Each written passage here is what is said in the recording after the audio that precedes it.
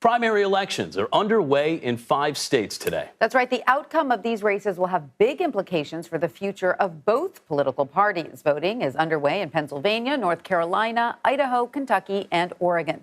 3 frontrunner candidates in Pennsylvania are facing off in the GOP Senate race. TV personality Dr. Mehmet Oz, who is leading in recent polls, has the backing of former President Trump. On the Democrat side, Lieutenant Governor John Fetterman has been the frontrunner for much of the Senate race. He's recovering in the hospital after suffering a stroke on Friday. In North Carolina, freshman Congressman Madison Cawthorn faces a number of primary challengers after a term marred by controversy. Joining us now is CBS News political director Finn Gomez and CBS News political reporter Caitlin Huey-Burns. Great to have both of you with us. Finn, let me start with you. Dr. Oz, as we just mentioned, is currently leading in the polls in Pennsylvania, in the latest polls.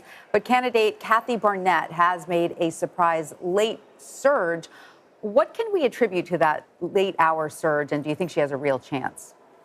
Happy Election Day, Mola and Tanya. Yes, it is a tight 3-way race in the Keystone State. It is a battle.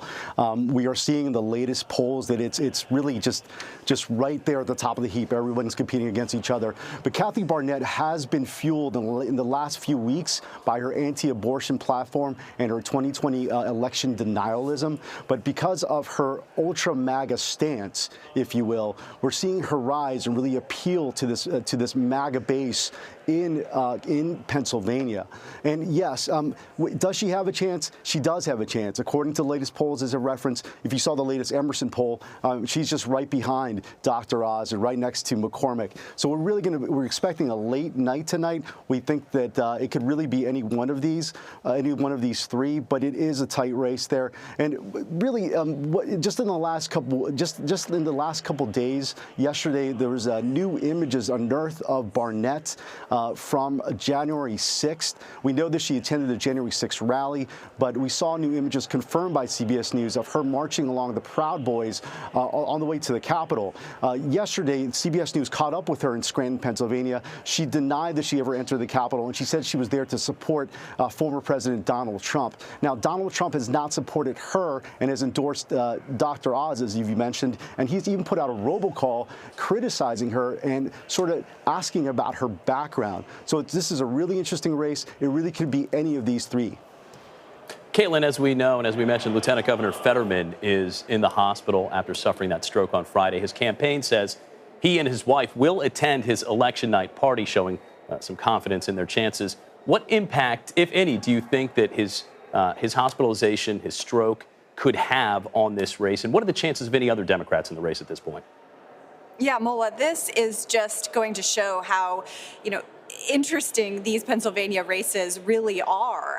That the leading candidate on the Democratic side suffered a stroke the week of the actual primary. Now, Fetterman's campaign says that he will not be in attendance at tonight's event, that his wife will be there. They've been putting out campaign statements, messaging frequently to supporters to let them know that he is still doing well, that he is very much in this race, and that he is ready and willing to kind of hit the ground running once this primary is over and on towards the general election. But what's really interesting about this primary in Pennsylvania on the Democratic side is that we really haven't seen a lot of really heated, contested, high-profile primaries like this on the Democratic side. We've been talking a lot about the Republican side and how a lot of these candidates are duking it out, trying to curry favor from the former president, trying to get the nomination. But on the Democratic side, we really haven't seen that kind of heated, contested primary, except here in Pennsylvania. Now,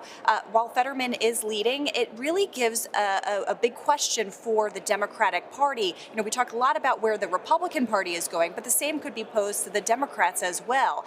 Is it leaning towards the more progressive wing that would be symbolized by Fetterman, or the kind of more moderate, the kind of Democrat that Democrats thought could win in Trump districts? Connor Lamb, who is the chief rival to Fetterman, he's a congressman from Pennsylvania. Remember a few years ago, he was elected, flipped a Republican seat, and was really hailed by Democrats as, this is the way to win in Trump country. Well, fast forward a few years later, he is falling behind Fetterman, the more progressive aligned candidate. And so that could give us some data points as we're wondering kind of where the Democratic Party is going at this point and how they can gain back voters that they lost to the former president. Really interesting stuff there. Finn, I want to ask you about the fact that these races are viewed by many people, and particularly the GOP Senate race in Pennsylvania, as a test of former President Trump's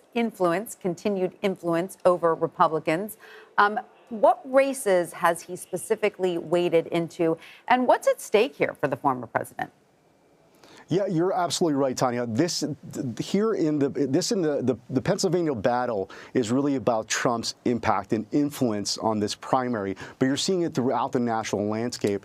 Just a couple weeks ago in Ohio, he supported J.D. Vance in that senatorial battle, and J.D. Vance ended up winning.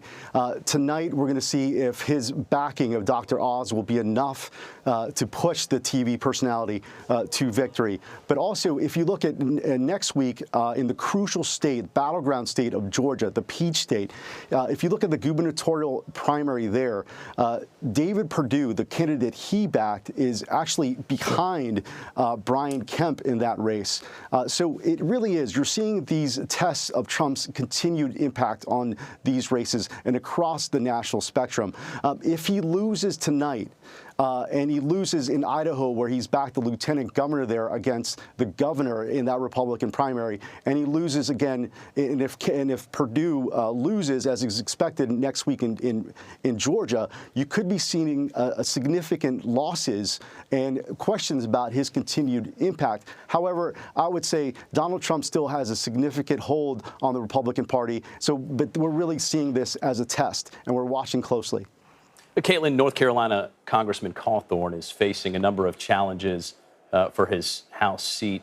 Also, what some might describe as some self-inflicted wounds. You know, many stories involving the freshman congressman have been ripped right out of the headlines. He's tried to carry weapons, guns through airport security. In March, he was charged with driving with a revoked license. More recently, there was a video circulating that appeared to show him nude. Not to mention, in his initial campaign, he faced a sexual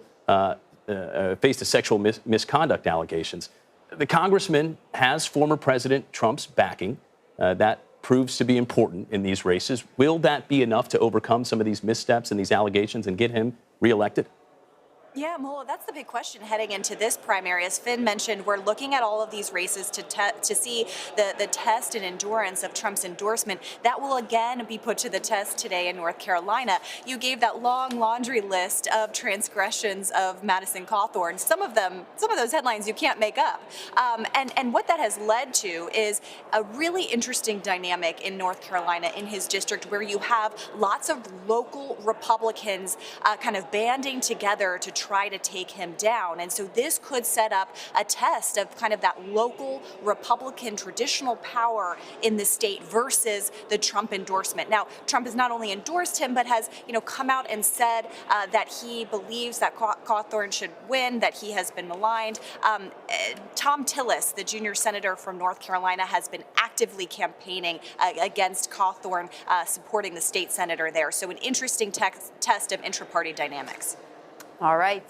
Caitlin Huey-Burns and Finn Gomez, thanks to both of you for breaking down these races for us. We appreciate it.